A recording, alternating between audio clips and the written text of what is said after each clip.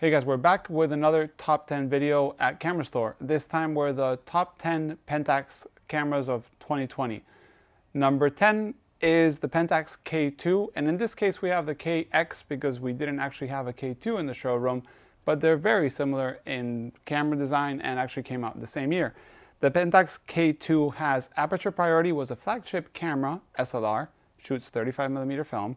It has the new Pentax K mount that was introduced with this camera, and it has mirror lockup. It has mechanical speeds from 1/25th of a second to 1/1000 of a second, and it has a built-in light meter. Number 9 is the Pentax Spotmatic, which is not a K mount, it's an M42 mount, so screw mount 42mm. It's a great alternative to the very famous Pentax K1000 that uses K mount. And it has a fully mechanical camera with a light meter that is powered by a battery. But if you don't want to use batteries, you can use this camera mechanically. It has a max shutter speed of 1/1000 of a second. And basically, it's a great little camera. I love the fact that it's black. So yeah, the Spotmatic is number 9. Number 8 is the Pentax 6x7 II medium format beast professional camera. It shoots 6x7 film on 120 film or 220 film. It has interchangeable lenses, interchangeable viewfinder, has a great new metering prism, which was not seen before on the 6x7 cameras. It's probably the most modern 6x7 camera by Pentax. Very strong built-in grip, very easy to manage, basically like a 35mm, like pumped up. So that's number 8. Number 7 is the only point and shoot from Pentax in this top 10. The Pentax Espio Mini, or also known as UC1, has a fixed lens, a 32mm f3.5, which there's a few fixed lens Pentax compact cameras, so it's not strange to see it on the top 10. Has a very nice clamshell design, pretty small, and actually automatic advance and other settings were very useful for compact cameras. Number 6 is probably one of the most searched or recommended cameras on the Pentax line, the Pentax K1000. It came after the K2 that we had at number 10. It has the K mount. It's fully manual. It has a 1/1000 max shutter speed. It's probably that camera that everyone recommends for like beginners because there's not, no complications to it. Easy to learn, easy to use, great performer, and usually a good price camera. At number 5, a little bit of a surprise, we have the Pentax Auto 110, the smallest SLR camera made by Pentax, at least for sure.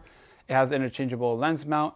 It's, a 110 camera that shoots like an SLR. It's extremely small, fits in the palm of your hand. One of the reasons we think it might be on the top 10 is because the lenses actually cover APS-C sensors, so many people maybe are converting them to shoot video or photography with digital cameras.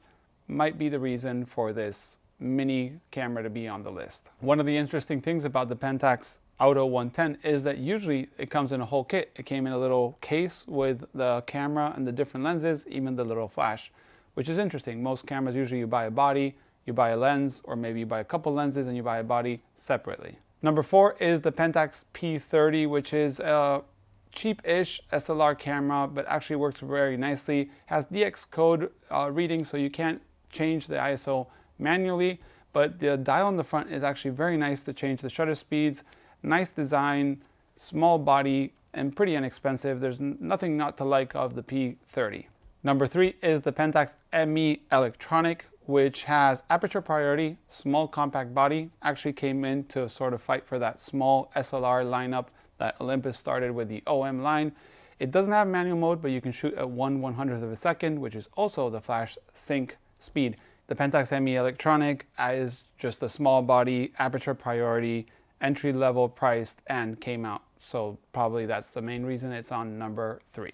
Number 2 comes the Pentax ME Super that came after the ME Electronic and added manual mode. So you could either choose aperture priority, manual mode, or it can also shoot without batteries at 1/125th of a second, which is also the flash sync. So the ME Super basically added manual functions, shutter speed that was faster at 1/2000 of a second, had the little buttons for manual settings, a mechanical speed of 1/125th in a small body with Pentax K mount. And number 1, the medium format Pentax 6.7. And I want to say that actually, if you get all the data from this article, the Pentax 6.7 and the 6x7 were very high, so we kind of joined them. We do know that there's different cameras, but the Pentax 6.7 was actually the total winner, and number one. It is a medium format camera, as of course, like the Pentax 6.7 II, shoots 120 film, 6x7, has interchangeable lens mount, which is the same as the Pentax 6x7 II, has interchangeable prisms, manual advance, and it has a prism that has a built-in light meter. If you want to shoot with a light meter, has, you know, a waist level finder, beast of a camera, great performer. So that's the top 10 Pentax cameras thanks to the data from Kamerastore. Remember, these are not the top 10 best cameras, but the top 10 most searched cameras. Let us know what you think. Should there be something that is not on the list? Did we miss maybe the Pentax MX or something like that? Leave a comment below. Thanks for watching. See you in the next one. Bye.